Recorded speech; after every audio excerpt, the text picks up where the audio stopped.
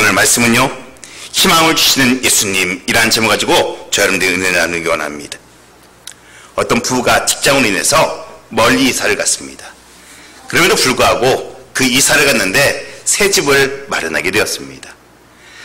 이사도 하고 새 집도 얻고 새로운 직장도 얻었기 때문에 남편이 내가 그동안 교회를 왔다 갔다 했는데 내가 정식으로 내가 한번 교회를 다녀보겠다라는 부인에게 말을 했습니다. 이 부인이 너무나 좋아서 남편에게 맞춰주기 위해서 여러 교회를 다니기 시작합니다. 그런데 이 남편이 교회를 다니는데 어떤 교회는 분위기는 좋은데 교인 수가 적고, 어떤 교회는 냉랭하고, 어떤 교회는 너무나 사람이 많아서 시장바닥 같고, 그런 걸로 해서 남편이 교회를 정하지 못하는 것이었습니다.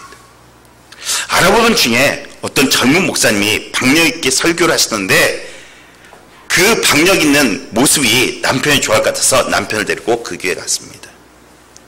남편이 처음에는 조금 듣는 것 같더니 꾸벅꾸벅 조는 것이었습니다.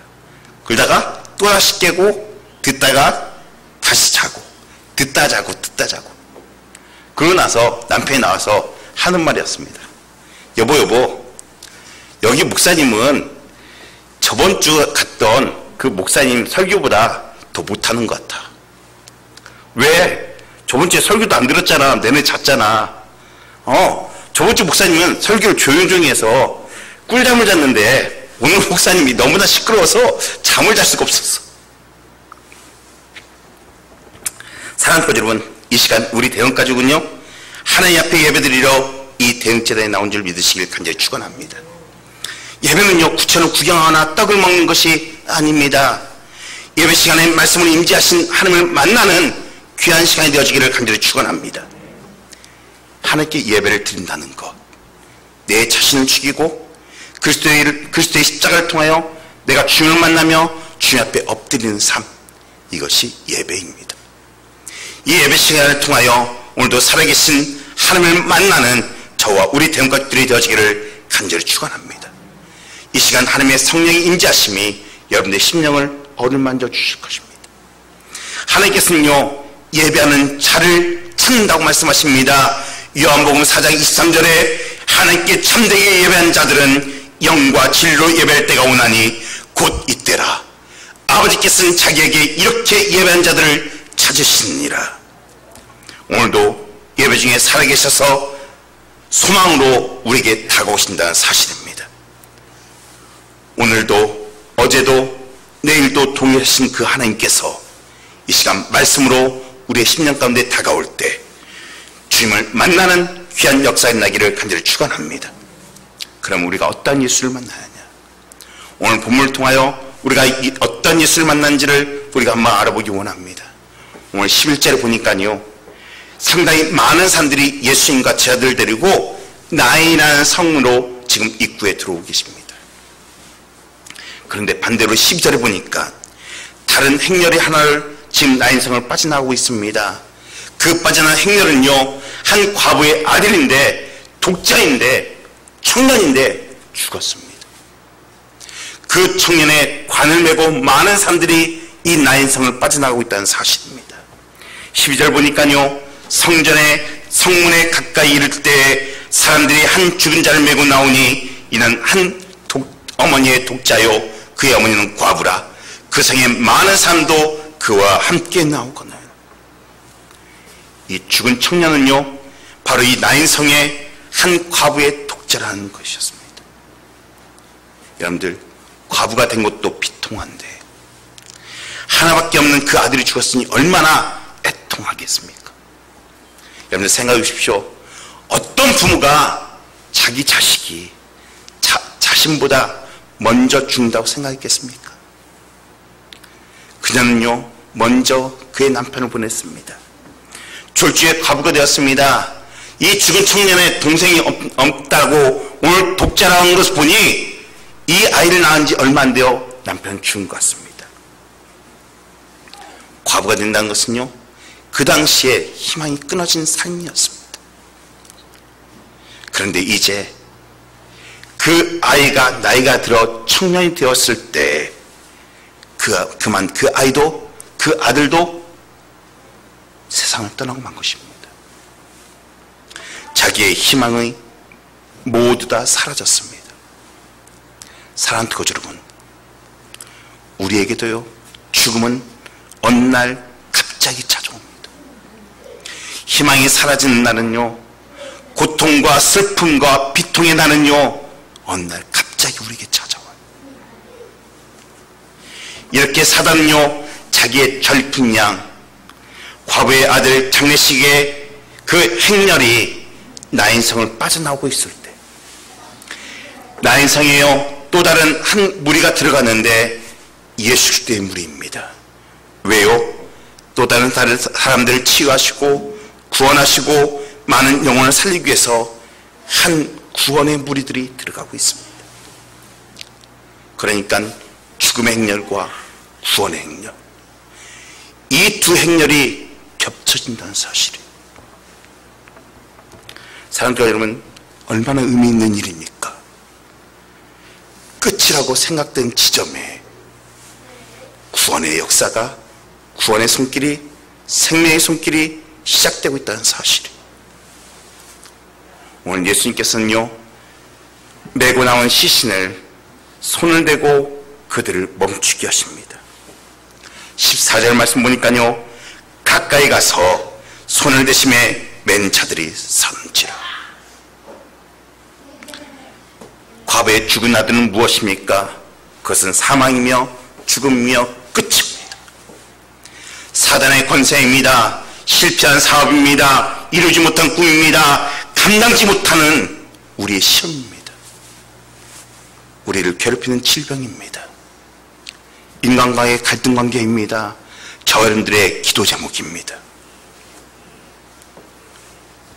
사랑하는 교주 여러분, 오늘 이 나인성, 나인이란 뜻이 무슨 뜻인지 아십니까? 사랑스러운, 귀여운 이란 뜻이에요. 그런데요, 그 사랑스러운 성에 애통과 비통과 아픔이, 죽음이 가득 차 있다는 사실이에요. 놀라운 것은 마귀의 역사로 애통하며 절망하며 나인성 과부와 같은 백성들을 사망의 고통에서 구원하시는 그 예수 그리스도가 그 자리에 계셨다는 거예요. 예수 그리스도는요, 생과 사의 대결이고요, 형식적인 종교와 생명의 종교의 대결이고요, 사단과의 정면 대결에서 승리하셨다는 사실을 믿은 저와 우리 대형것들이 되어지기를 간절히 축원합니다. 예수님께서는요, 3년의 공생의 기간에 죽은 자를 살리신 역사가 일어났습니다. 몇 번이 나왔습니까? 3번의 역사입니다. 한 번은요, 누가복음 8장에 보면요, 회장당 야이로의 딸이 죽었습니다. 그런데 주님께서 그를 달리다금 이렇게 세우십니다. 요한복음 11장에는요, 마르다와 마리아의 동생 누구요? 나사로를 주님께서 세우십니다. 죽은 지 사흘이나 되었던 썩은 내가 풀풀 나는 그 나사로를 나사로야 나오너라 말씀으로 그는 살아났던 모습을 우리는 보게 되어집니다. 또 하나의 본문이 오늘 말씀입니다. 오늘 나인성의 과부의 아들을 주님께서 이 청년을 살리십니다. 사랑하는 대형까지 여러분, 우리의 삶이 지금 끝이라고 생각되는 시간일지라도 예수 그리스도로 인하여 다시 시작되어지는 그 은혜를 입는 저와 우리 대형것들이 되어지기를 간절히 축원합니다. 누구든지요, 이 시간 예수님을 만나면, 예수님을 모시면 모든 것이 끝이라고 생각되어도 시작으로 바꿔준다는 사실이에요. 이 시간 우리 모두 다 예수 그리스도를 만나는 저와 우리 대형것들이 되어지기를 간절히 축원합니다. 예수님의 행렬은 조용했지만 주님과 함께하는 그 사람들의 모습에는요, 소망과 생명의 빛이 가득 차 있었을 것입니다. 그들은요, 주님께서 또 오늘 어떤 일을, 어떤 역사를, 어떤 구원의 역사를 행하실 것인가 설렘과 기대감으로 가득 차 있을 것입니다. 저는 오늘 이 시간 우리 대원까지 10년 가운데 이 마음이 가득 차 있기를 간절히 축원합니다. 그런데요, 이에 반해 나인성의 과부의 장례 행렬은요, 처절하고 참담하고 애통하고 슬픔이 가득 차 있는 곳이었어요. 아무런 소망이 없는 슬픈 행렬이었어요. 사랑하는 교주 여러분, 이 세상 모든 사람 누구나 다 이 두 행렬 가운데 하나는 사실이에요. 아직도 세상은요, 생명의 법을 알지 못해서 죄와 죽음의 법에 눌려서 소망 없이 살아가는 자들이 있습니다.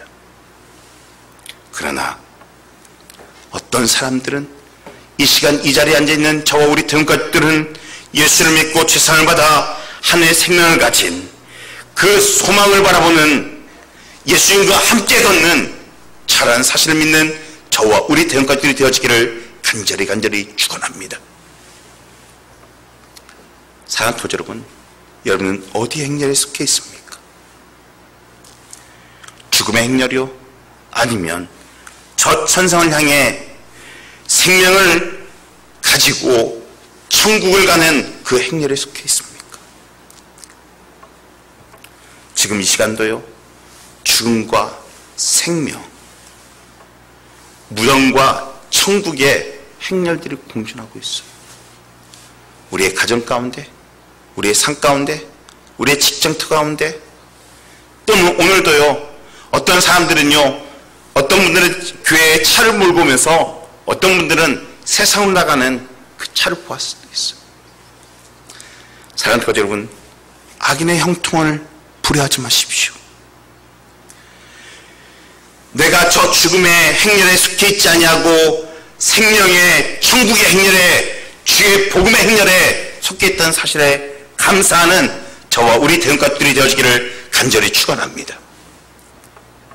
그러면 우리의 삶 가운데 이 예수 그리스도를 만나야 하는데 어떤 예수를 만나야 하냐?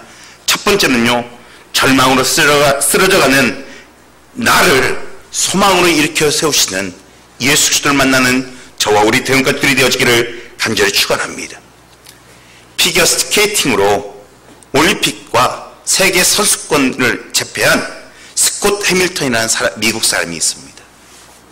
이 사람이 책을 한 권 썼는데 스콧 해밀턴의 행복을 위한 8가지 기본기라는 책을 썼습니다. 그는 그 책에서요, 그는 인생에서 나는 가장 무거운 짐을 지고 태어난 사람이다 라고 고백합니다. 생후 6개월 만에요, 친모에게 버림받습니다. 양부모에게 입양되었지만 2살 되던 해에 원인도 모를 병에 걸려서 평생을 병원에 전전해야 했습니다. 또한 구안암 3기의 말기 암으로서 진단을 받았습니다. 뇌종양과 또한 뇌하수체 암에 걸렸습니다. 나은가 했는데 또다시 뇌종양에 또 걸립니다. 그런데요, 그는 그 무거운 짐을 주님 앞에 지고 나아갑니다. 주님 앞에 내놓았습니다. 주님, 나의 삶 가운데 하나님께서 나의 지도자가 되어 주십시오. 그는요, 미국 피겨스케이팅 선수로서 동계올림픽 남자 싱글 부문에서 금메달을 땄고요, 사회 연속 전미 선수권 대회와 세계 선수권 대회에서 연속으로 우승을 했습니다. 그리고 지금은 3번이나 암을 이긴 자로서 현재 암 환자를 돕는 선교 단체를, 자선단체를 운영하고 있습니다.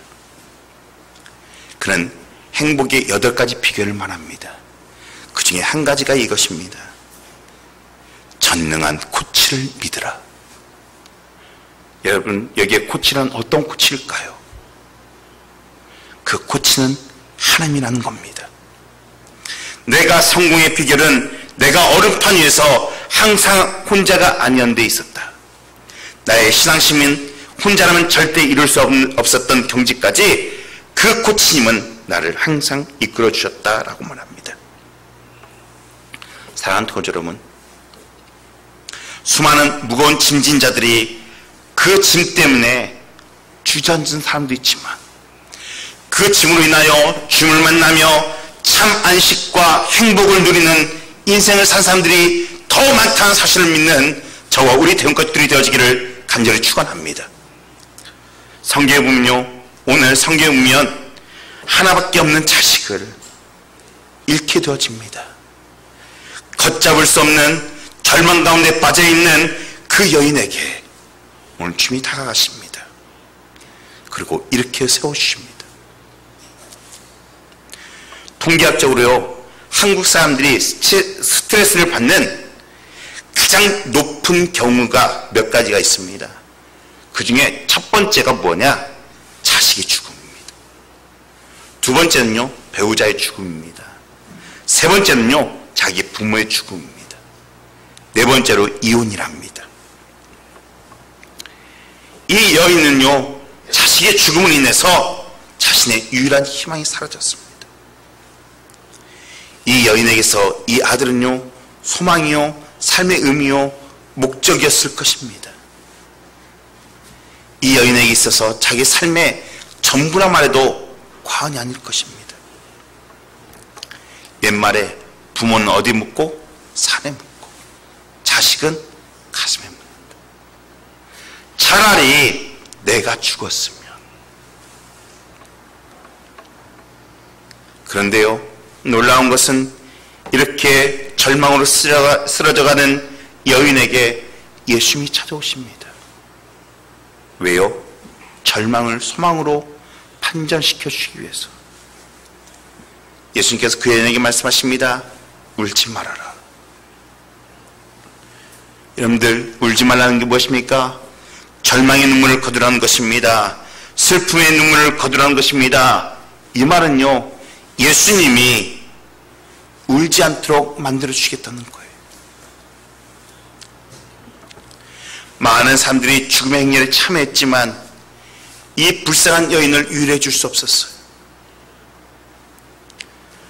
수많은 사람들이요, 염려하지 마세요, 울지 마세요 라고 말하지만 실제로 인간에게는요, 슬픔을 그치게 할 능력도 없고요, 울음을 멈추게 할 능력도 없어요. 말로만 위로할 수밖에 없는 연약한 인간들이에요. 그러나 예수님은요, 울음이 변하여 웃음을 주시며 염려, 근심이 변하여 소망을 주실 수 있는 능력이 있다는 사실을 믿는 저와 우리 대원것들이 되어지기를 간절히 축원합니다. 왜요? 그분은 하늘에 내려오신 창조주 하나님, 능력의 하나님이 되시기 때문에 그렇습니다. 사람들은요, 어려움이 있으면 그 사람을 떠납니다. 그러나 예수님은 오히려 고난당하고 절망 가운데 처한 자에게 찾아오십니다. 그리고 눈물을 거두시고 절망을 소망으로 바꿔주셔요. 성 밖으로 향하는 장례 행렬은요, 절망의 행렬이지만 성 안으로 들어오시는 예수님의 행렬은요, 소망의 행렬이었습니다. 누구든지 예수님을 만나면요, 이 소망의 행렬에 편승할 수 있다는 사실이에요. 눈먼 자가 눈을 뜨고 문둥이가 깨끗함을 입고 앉은 뱅이가 일어나며 병든 자가 나음을 얻고 귀신 들린 자가 참 자유를 얻게 되어집니다. 오늘 이 시간도 예수님은요, 절망한 자, 나라고 떨어진 자, 쓰러진 자, 이제 다 끝났다고 생각하는 자들에게 이 시간 찾아오십니다. 절망에 처한 이 여인에게 문득 예수님께서 만나셨던 것이 우연이었을까요? 아니요. 인간적인 측면에서는요, 우연히 예수님 만나서 횡재했다라고 생각하지만 아니요. 하나님은요, 예수님은요, 우연히 방문한 게 아니에요. 의도적인 방문이에요. 하나님의 계획과 섭리라는 사실입니다. 예수님은 죽음 앞에, 절망 앞에 있는 자를 소망 주시기 위해서 직접 찾아가셨다는 사실이에요. 누가복음 19장 10절에는 이렇게 말하고 있습니다. 인자가 온 것은 잃어버린 자를 찾아 구원하려 하심이니라. 오늘도 이 가운데 주님께 찾아오셔서 코로나 때문에, 절망 때문에, 낙담 때문에, 쓰러져가는 자들을 찾아오신다는 사실을 믿는 저와 우리 대원가족들이 되어지기를 간절히 축원합니다. 몇 주 전 박사과정에서 친해진 한 베트남 선교사님이 계십니다. 그분이 한국에 들어오셨다가 전주에 오셔서 저를 만나기 위해서 전주에 오셨습니다. 그분과 이야기하는 도중에 아주 귀한 간증을 들었습니다. 그 교회가 몇 년 전 건축을 했답니다. 그런데 그 교회 남자 청년이 교회 건축을 하는데 헌금할 돈이 없으니까 자기가 헌신함, 그 교회를 짓는데 헌신함으로 인해서 자기의 몸으로 봉사를 했답니다. 그런데 설상가상으로 사다리를 타다가 추락을 해서 허리하고 어깨가 무너졌답니다.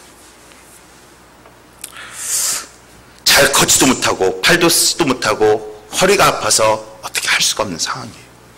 그런데 교회가 그렇지 않습니까? 교회도 그렇고 이 청년도 가난해서 병원에 입원할 상황이 아니에요.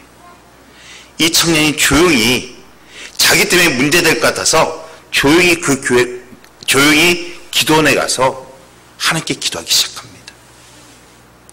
놀랍게도 하나님께서요, 그 청년에게 어느 날 기도하는데 그 청년의 엉덩이를 누가 이렇게 때렸더랍니다.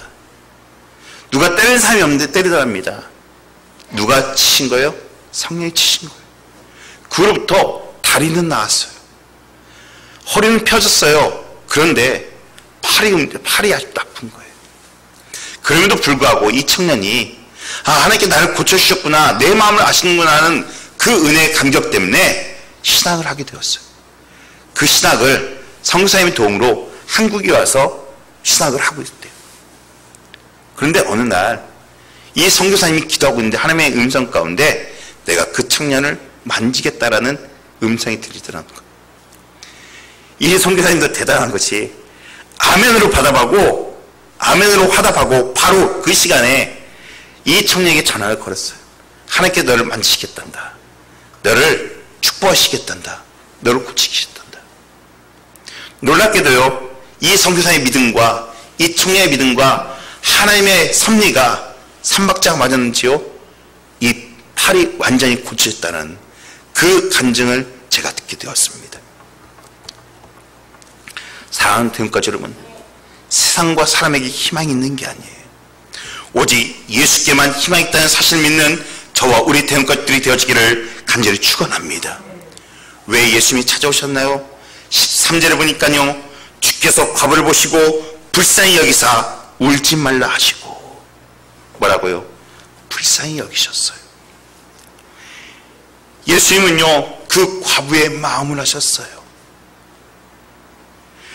그가 뼈저리게 느끼고 있는 그 슬픔과 아픔을 당신도 느끼고 있었어요. 사랑하는 교회 여러분, 주님은요, 우리의 아픔을 하셔요. 우리의 기쁨을 하셔요. 우리의 슬픔을 하셔요. 우리의 절망적인 문제를 하셔요.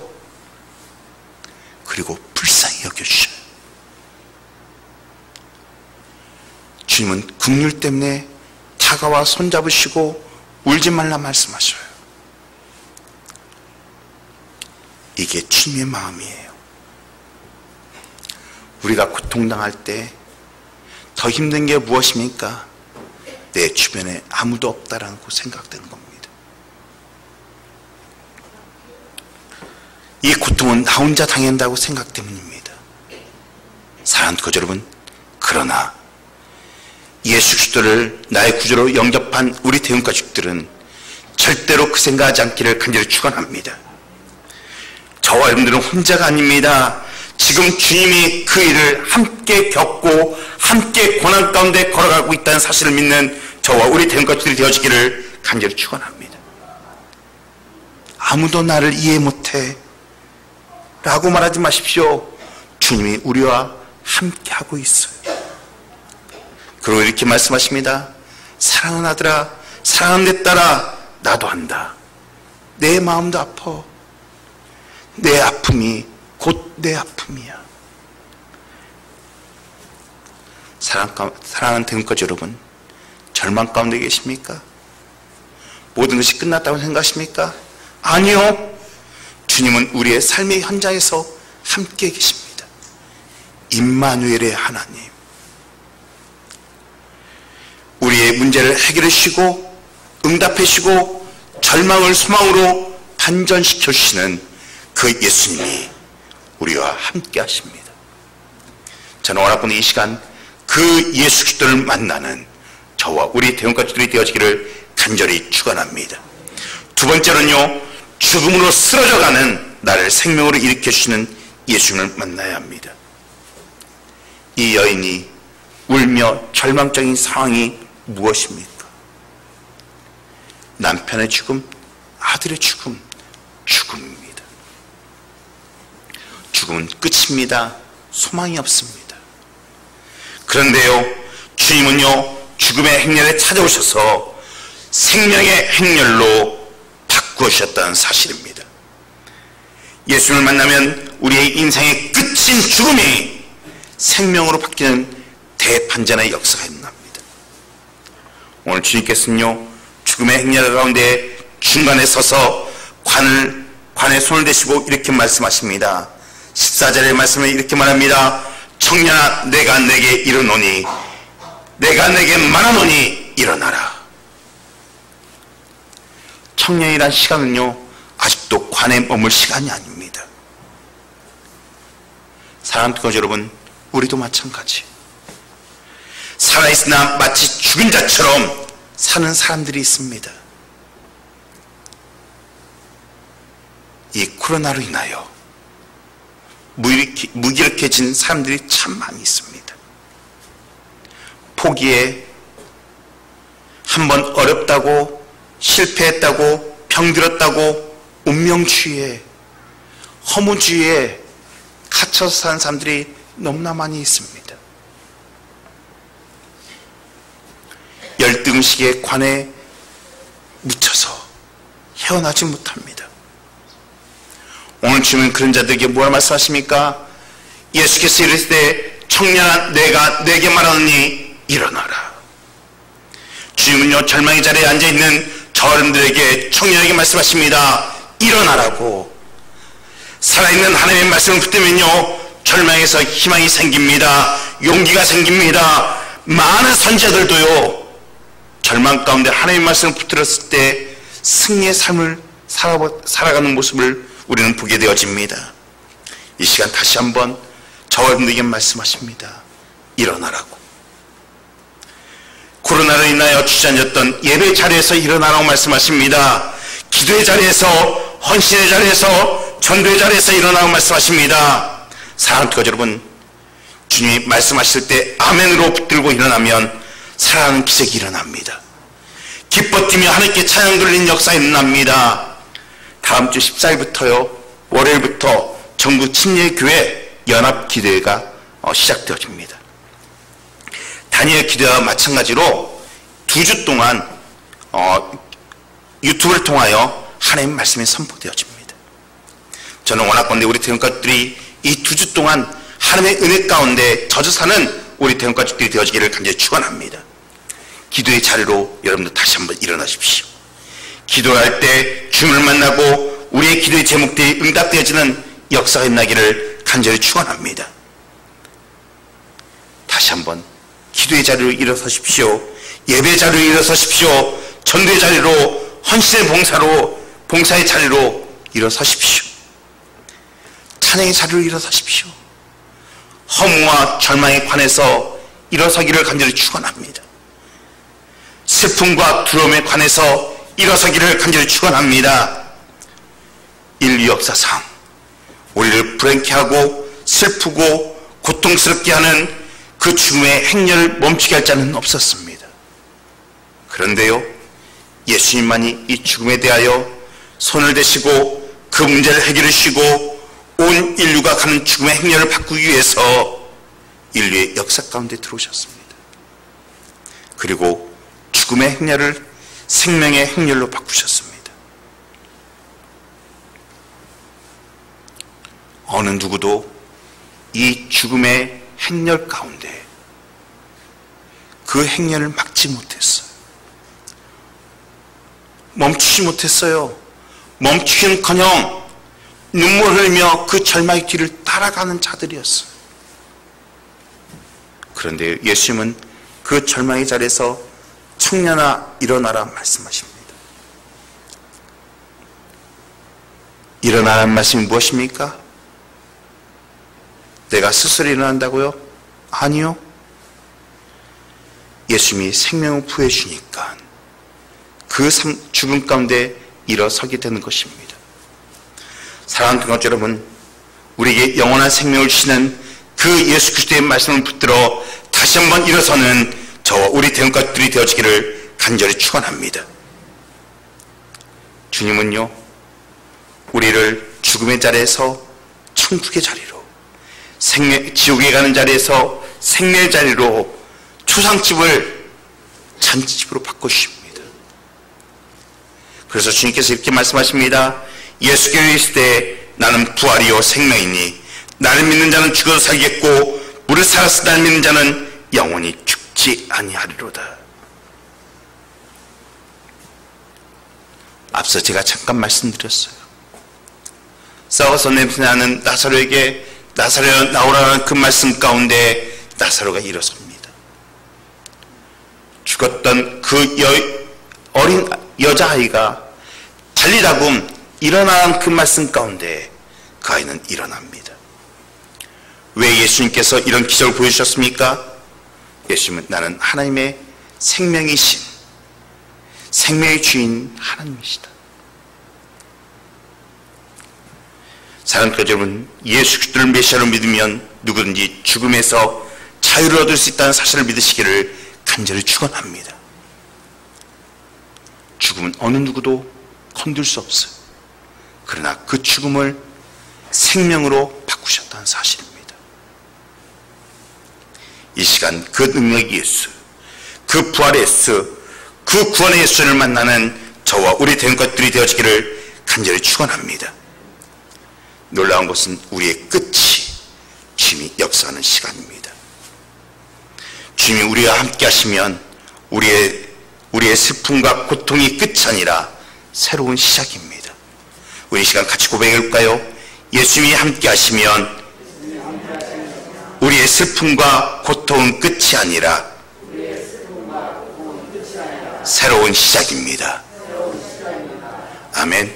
예수님이 함께 하시면 우리의 삶은 새로운 시작입니다.